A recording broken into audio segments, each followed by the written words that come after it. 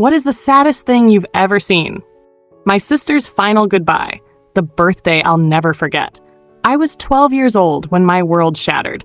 My sister Abby was 16, and we were inseparable. Best friends, partners in crime, the kind of siblings who understood each other without words. But for months, she carried a secret pain, a sharp, growing ache in her abdomen. She told only me, brushing it off as something to do with her period. I begged her to tell Mom, but she refused. We were already struggling financially, and she didn't want to add to my parents' burdens, so she suffered in silence. But pain doesn't stay quiet forever. 65 days. That's how long she held on before she couldn't take it anymore. The night she finally told Mom, we rushed to the emergency room. Abby clutched her stomach, crying in agony, while I sat frozen, my hands shaking. Something felt terribly wrong. The doctors ran an ultrasound, then an MRI. More scans followed. The tension in the air thickened, and then the words that changed everything. Pancreatic cancer, stage 4. Mom collapsed to the floor. I stood there, my mind spinning. I had read about cancer before in books like The Fault in Our Stars, but now it wasn't just a story. It was real. It was Abby. Abby didn't know her diagnosis at first, but when the doctors told her, I saw her break in a way I never had before. She had always been the strong one, the one who made me laugh until I cried, the one who promised we'd grow old together. Chemo started soon after, and with it came the slow, painful loss of her beautiful black hair. But in true Abby fashion, she turned it into an adventure. If my hair's going, I might as well have fun with it, she said with a wink. First, she cut it into a bob, then a pixie, and finally, she shaved it all off. We shaved our heads together, laughing through our tears. But as the days passed, the laughter faded. The pain became unbearable, stealing her sleep, her strength, her energy.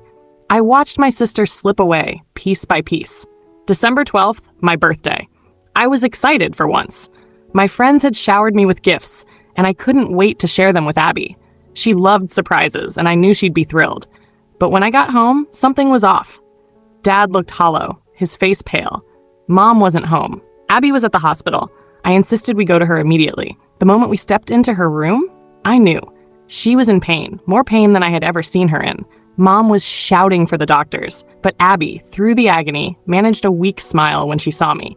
I rushed to her side, gripping her hand. It was ice cold. She looked at me, her eyes full of something deeper than pain. Love. Farewell. Her last words? I love you. Take care of Tiger and Mom and Dad. It's time for me to see Grandma and Grandpa in heaven.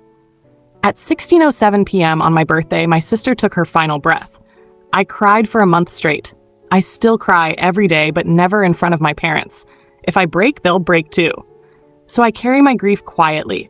I whisper her name in the dark. I trace old photos with my fingers. I talk to her in my dreams. Abby, if there's any way you can hear me, I miss you.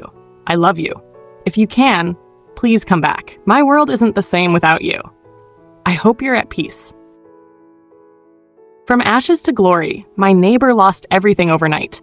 Then he did the impossible.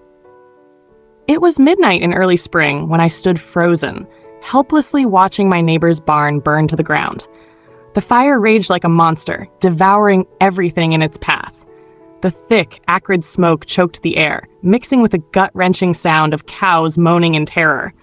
The wooden beams groaned and cracked, collapsing in a fiery roar. I wanted to believe it was a nightmare, that any second I'd wake up safe in my bed.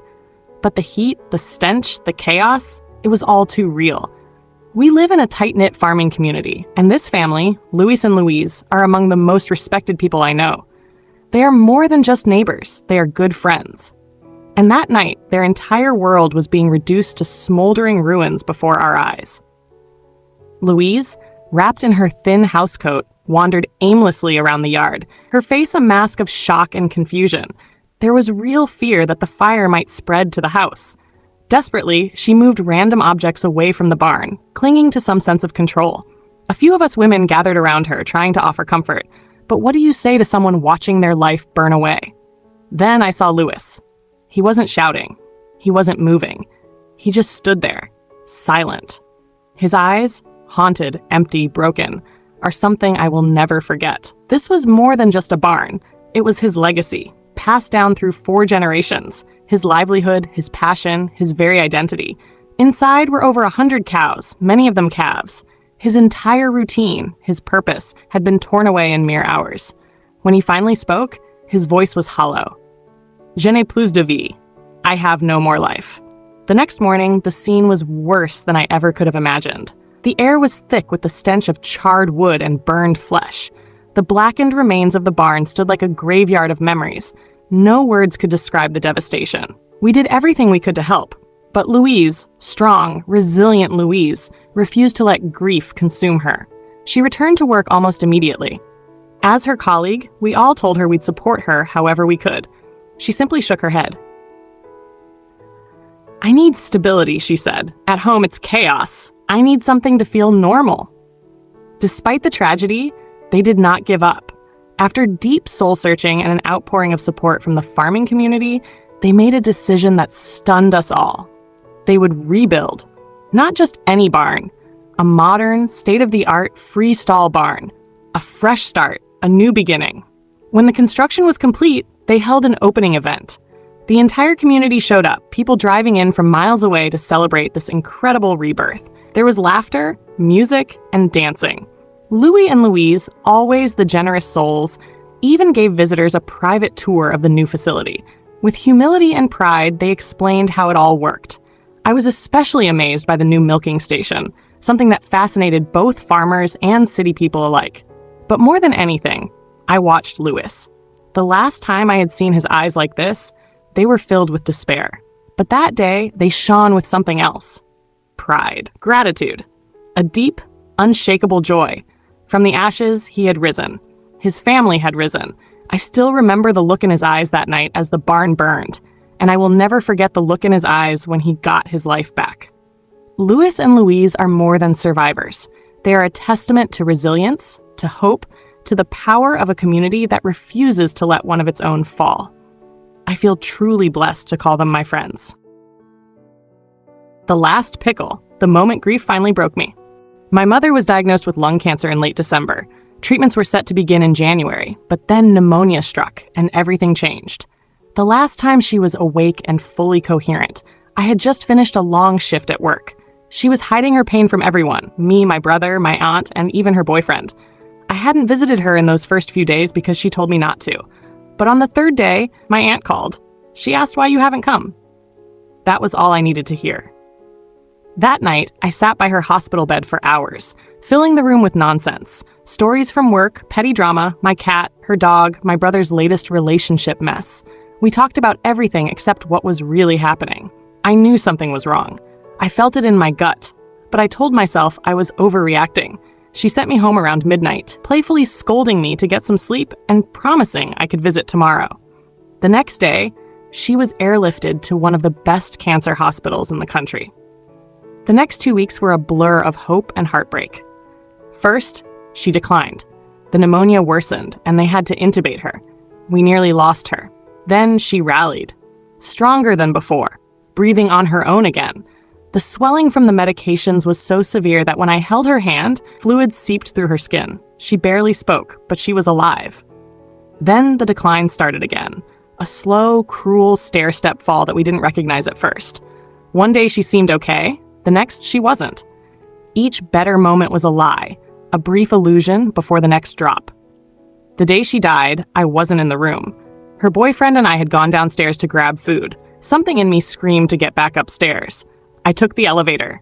She died while I was in it. When I stepped into the room, it felt like stepping into a different world. Her boyfriend collapsed into a chair, clutching her hand, sobbing in a way that broke me. He had already lost a wife before. Now he had lost another. My aunt wept, repeating over and over, "It should have been me, not my baby sister." And me? I didn't cry. There were calls to make. I dialed my brother. He answered before I could speak. "I know. Are you okay?" He had felt it too. I called my cousin, my mother's favorite person in the world. She dropped the phone. I could hear her sobbing in the background while her husband picked it up and murmured condolences before hanging up. Through the glass walls of the hospital room, I saw everything reflected back at me. My shattered family, my mother's lifeless body, my aunt and her boyfriend gripping her hands, her charge nurse hugging my aunt, all of them weeping. And me, dry-eyed, standing outside, making calls. I kept going until there was no one left to call. I told work I wouldn't be in. I told my school I'd be gone for a while. I told my best friend, who was thousands of miles away and helpless to comfort me. Texts flooded in. I turned my phone off. There was paperwork to sign. Only I could do it as the closest legal relative. An hour later, I finally sat down to eat the food I had bought before everything fell apart. That's when it hit me. A pickle. A single, stupid pickle on my cheeseburger. I hated pickles. Every time I ordered a sandwich, I'd pull them off and hand them to Mom because she loved them. I'd never hear her ask again, "Are you gonna eat that pickle?" I started sobbing, holding that damn pickle in my hand. All the pain, all the loss, all the grief that I had shoved down for weeks. That was the moment it finally broke me. I ate the pickle,